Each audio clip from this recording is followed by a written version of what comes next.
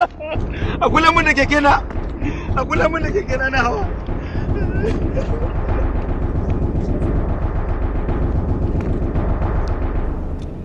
Allah gafarta malam. Allah ya taimake ka. Na so na aika a gira mun kai to sai kuma gashi Allah ya sa na biyo ta nan. Ranka ya da ka aika ina na zo da gaggawa kuwa. Allah gafarta malam. Da fatan ka san adadin almajirin da kake karantarwa. Ranka ya daɗe na san adadin almajirai na. Sakamakon kayan masarufi da yake haihawa, tattalin arziki ya yi ƙar. Gwamnati ta ga yaya za ta yi ta fito da sabon tsari yadda za ta samu kuɗin shiga. To duk almajirin da ke ƙarƙashin ka, ina buƙatar ka gaggauta sanar da mahaifinsa zai fara biya wa ɗalibinsa haraji a nan makarantar. Haraji? Ƙwarai kuwa. Haraji? Turan kai da ni na ga mu karantarwa muke wannan bata shafe mu ba. Kaga alaga bata malam. Kowane ɗalibi naka sai ya biya kuɗin gundumar da kwanan da yake yi a cikin gunduma. Ko garin su ne?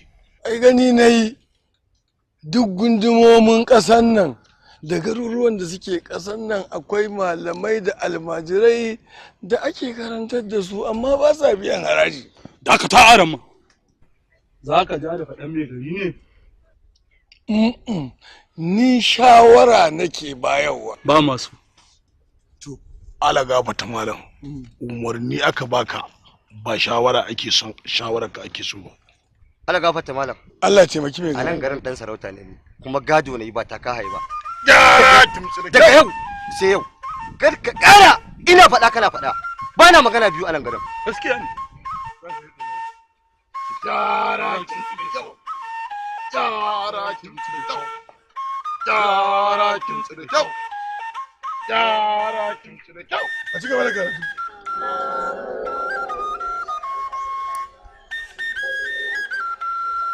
To kai ba kai.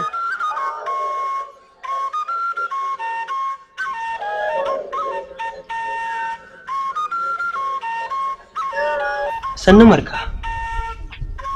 Allah ya sa ka fara ni. Sai kin yi haƙuri kuma kin yi juriya. Haka ciwo